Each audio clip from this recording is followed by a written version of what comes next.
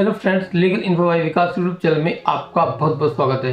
सबसे पहले happy new year आप सभी को। 2023 आप सबके लिए नववर्ष मंगलमय हो। दोस्तों, यह वीडियो अपडेट है इंटरकास्ट कोर्ट मैच को लेकर के। 2023 में के इंटरकास्ट कोर्ट मैच के लिए क्या प्रोसीजर रहेगा, कितनी फीस होती है इंटरकास्ट कोर्ट मैच में, कितनी एज होनी चाहिए लड़के की, क्या क्या डॉक्यूमेंट्स लगते हैं, नोटिस जाता है या नहीं जाता है, हम इन सभी विषयों पर बात करेंगे इंटरकास्ट कोर्ट मैरिज से रिलेटेड। दोस्तों, सबसे पहले मैं आपको बता दूं, अगर आप इंटरकास्ट कपल हैं और अपना कोर्ट मैरिज करने की सोच रहे हैं तो कपल हमें कॉल करते बार ये कहते हैं, सर मैं जनरल हूँ, लड़की ओबीसी है, या मैं एससी हूँ, लड़की जनरल है। देखिएगा, कोर्ट में ओबीसी, जनरल, एससी, एसटी से कोई मतलब नहीं होता है। सभी के लिए हिंदू मैरिज एक्ट बना हुआ, चाहे कोई किसी भी कास्ट से हो। कोर्ट में कास्ट सिस्टम नहीं होता है। केवल दो कॉलम होते हैं, नेशनलिटी का यानी इंडियन, और दूसरा रिलीजन का हिंदू। कास्ट का कोई कॉलम नहीं होता है। इंटरकास्ट की बात करें तो इंडिया में क्रिश्चियन और मोहम्मडन को छोड़ के जितनी भी कम्युनिटी हैं सब हिंदुओं में काउंट होती हैं, चाहे वो बौद्धिस्ट हो, जैनी हो या सिख हो, सभी हिंदू में ही आते हैं। As per Hindu marriage act 1955 में ही सबको कवर किया जाता है। केवल लोगों को ये लगता है मैं तो बौद्धिस्ट हूँ, जैनी हूँ, सिख हूँ, तो मेरे लिए और प्रोसीजर होगा। और प्रोसीजर नहीं होता है। केवल हिंदू मैरिज एक्ट सभी के लिए बना है, क्रिश्चियन और मोहम्मडन के लिए अलग रूल होते हैं। तो आज हम जो हिंदुओं में इंटरकास्ट कपल हैं उनके बारे में बात करेंगे। वे अपना मैरिज 2023 में किस तरीके से करा सकते हैं। और आप दोनों कपल हैं, 2023 में अपना इंटरकास्ट कोर्ट मैरिज कराने की सोच रहे हैं, तो यह वीडियो आपके लिए बेहद खास हो सकता है। कृपया करके आप इसको लास्ट तक देखिएगा।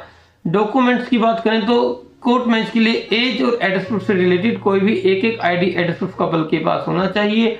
एज की बात करें तो एज गर्ल की 18 ईयर ही है 2023 में। इसको अभी 21 साल नहीं किया गया है। बॉय की एज पहले से 21 साल है, यानी लड़का और लड़की की एज 18 और 21 साल होनी चाहिए।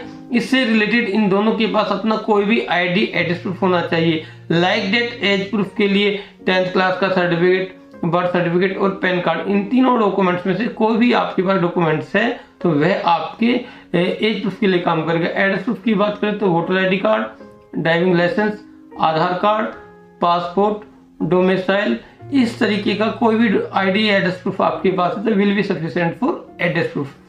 टाइम की बात करें, इंटरकास्ट कोर्ट मैरिज में दिल्ली एनसीआर में 1 डे में शादी और सेम डे उसका कोर्ट में रजिस्ट्रेशन होकर के कोर्ट से मैरिज सर्टिफिकेट मिल जाता है। ऐसा नहीं है कोर्ट में रजिस्ट्रेशन का सर्टिफिकेट 30 दिन बाद मिलेगा या आपकी शादी 90 दिन बाद पक्की होगी, ऐसा कोई प्रोसीजर नहीं होता है। जिस दिन शादी होगी उसी दिन आपका कोर्ट में मैरिज रजिस्ट्रेशन भी हो जाएगा और सेम डे आप दोनों लीगली हस्बैंड वाइफ भी हो जाते हैं। इसमें पहले रिचुअल्स मैरिज होती है आर्य समाज मंदिर में और उसका सेम डे ही कोर्ट में रजिस्ट्रेशन करा दिया जाता है। कोर्ट जो मैरिज सर्टिफिकेट इशू करती है आजकल वह डिजिटल होता है, आप उसको ऑनलाइन जाकर के चेक कर सकते हैं और डाउनलोड भी कर सकते हैं। दूसरा, कोर्ट मैरिज करने के लिए 2 विटनेसेस भी चाहिए होते हैं। जरूरी नहीं है कि वह आपके पेरेंट्स ही हो। अगर आप दोनों पेरेंट्स के अगेंस्ट जाकर के अपना कोर्ट मैरिज करा रहे हैं तो आपकी मैरिज में आपके रिलेटिव्स या आपके फ्रेंड्स भी विटनेस दे सकते हैं। विटनेस के लिए मैंडेटरी नहीं है कि विटनेस आपके फैमिली मेंबर ही हो। नोटिस की बात करें तो दिल्ली एनसीआर में इंटरकास्ट कोर्ट मैरिज करने पर आफ्टर मैरिज, बिफोर मैरिज कभी भी किसी के घर पर कोई नोटिस नहीं जाता है। इवन किसी को मालूम भी नहीं पड़ता है जब तक कि कपल अपनी तरफ से किसी को न बताए।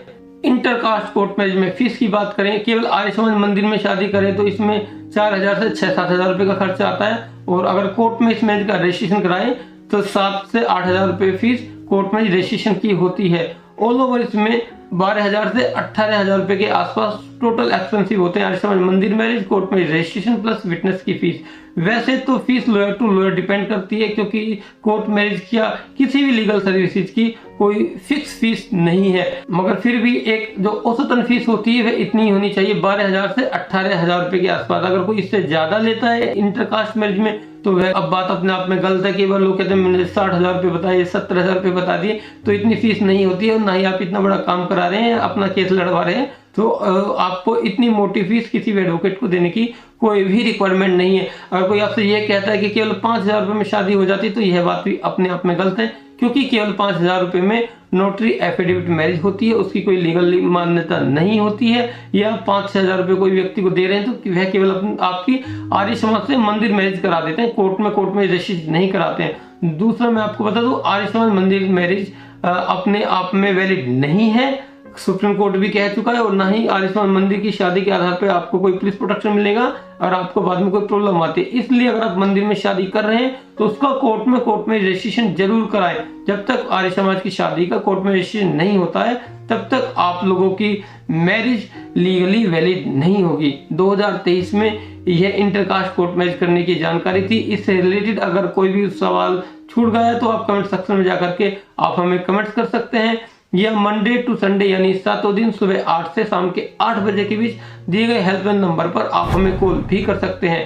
कृपया कॉल करने से पहले समय अवश्य देख लें। केवल लेट नाइट भी कॉल्स करते रहते हैं तो उससे हमें भी प्रॉब्लम क्रिएट होती है। कृपया करके ऐसा न करें। वीडियो देखने के लिए आपका बहुत बहुत धन्यवाद। Thank you for watching this video.